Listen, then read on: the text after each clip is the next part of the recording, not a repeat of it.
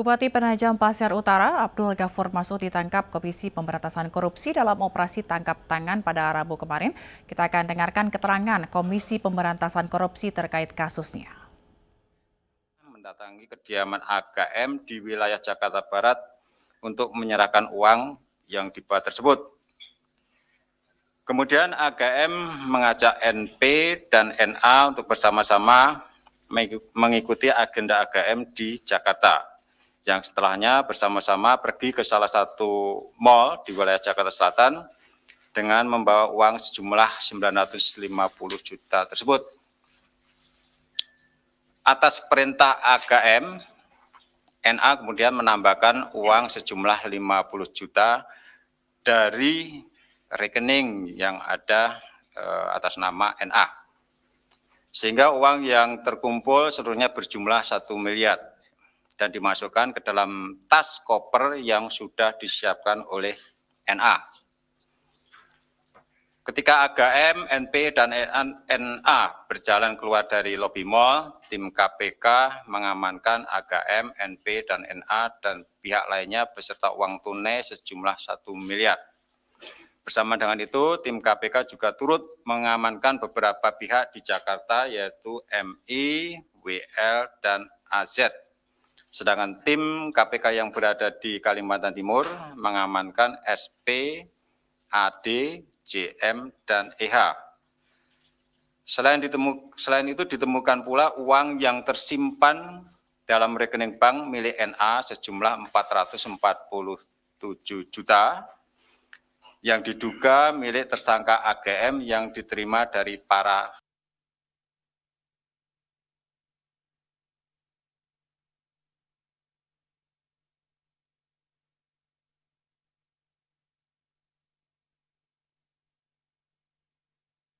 untuk dilakukan pemeriksaan dan permintaan keterangan. Dengan telah dilakukannya pengumpulan informasi berikut bahan keterangan terkait dugaan tindak pidana korupsi dimaksud, KPK menemukan adanya bukti permulaan yang cukup sehingga KPK meningkatkan status perkara ini ke tahap penyidikan dengan mengumumkan tersangka sebagai berikut.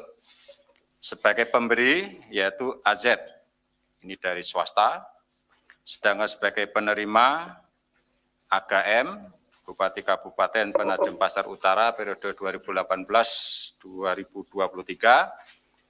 MI, PLT Sekda Kabupaten Penajam Pasir Utara, EH, Kepala Dinas Pekerjaan Umum dan Tata Ruang Kabupaten Penajam Pasir Utara, JM, Kepala Bidang Dinas Pendidikan, Pemuda dan Olahraga Kabupaten Penajam Pasir Utara, dan NA, swasta, ini Bendahara Umum DPC Partai Demokrat Balikpapan.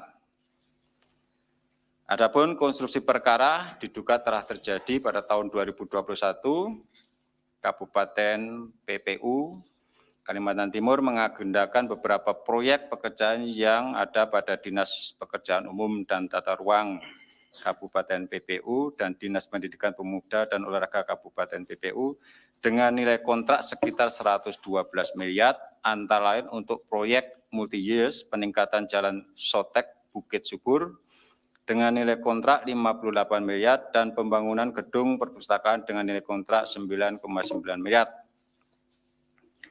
Atas adanya beberapa proyek tersebut, tersangka AGM selaku Bupati diduga memerintahkan tersangka MI selaku PLT Sekda Kabupaten PPU, tersangka EH Kepala Dinas Pekerjaan Umum dan Tata Ruang Kabupaten PPU, dan tersangka JM selaku Kepala Bidang Dinas Pendidikan Pemuda dan Olahraga untuk mengumpulkan sejumlah uang dari para rekanan yang sudah mengerjakan beberapa proyek fisik di Kabupaten PPU.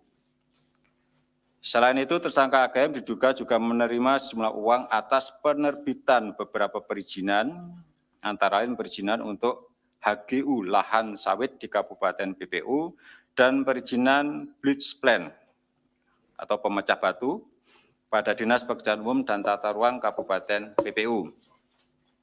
Tersangka MI, tersangka EH, dan tersangka JM diduga adalah orang pilihan dan kepercayaan dari tersangka AGM untuk dijadikan sebagai representasi dalam menerima maupun mengelola sejumlah uang dari berbagai proyek untuk selanjutnya digunakan untuk keperluan tersangka AGM.